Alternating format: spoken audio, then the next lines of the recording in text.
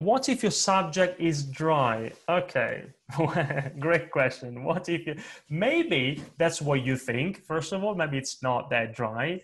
And if your subject, as you say, Nami is dry, there are a number of things you can do. Now, for example, one thing is we said stories. Have you ever thought about a story that you can tell to illustrate a particular point that without that story could be dry?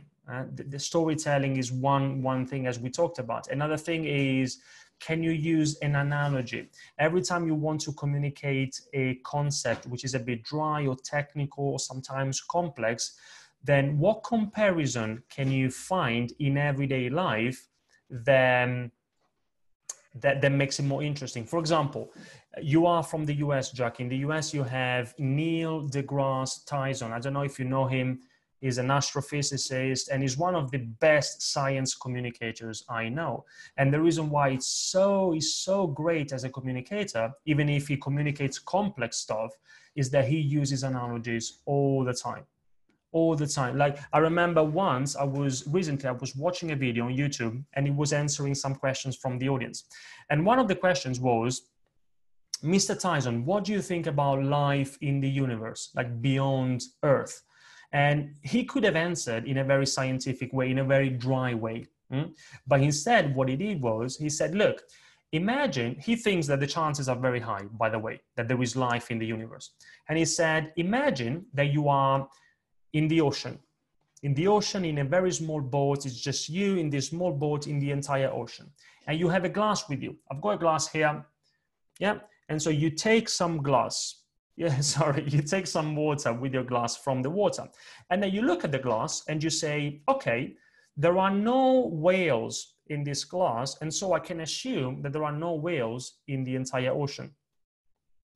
Assuming that there are no whales here is like assuming that there is no life in the universe, that life is only here. So you see, he created that connection. Every time you compare something the audience is not yet familiar with, which could be something dry or something technical or something complex, when you compare it with something they already know and understand, when you make that comparison using everyday lives examples, when you make that connection, that's when learning happens. So that's another thing you can do. And one more thing for you, Jackie, is, for example, but I'm only communicating this only if you use data. For example, do you use data in your presentation sometimes? A little bit? Okay.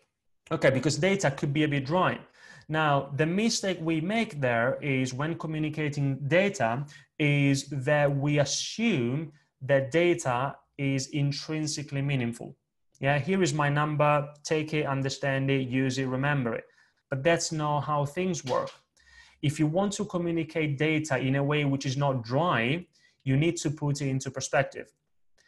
When, for example, when Apple launched the first iPod 20 years ago, they didn't say, look, this product has a capacity of 5 gigabytes. Why? Because 5 gigabytes is dry.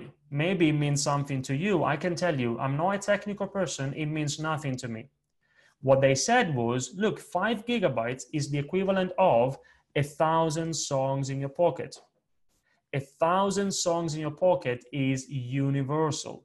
It means the same thing to everybody.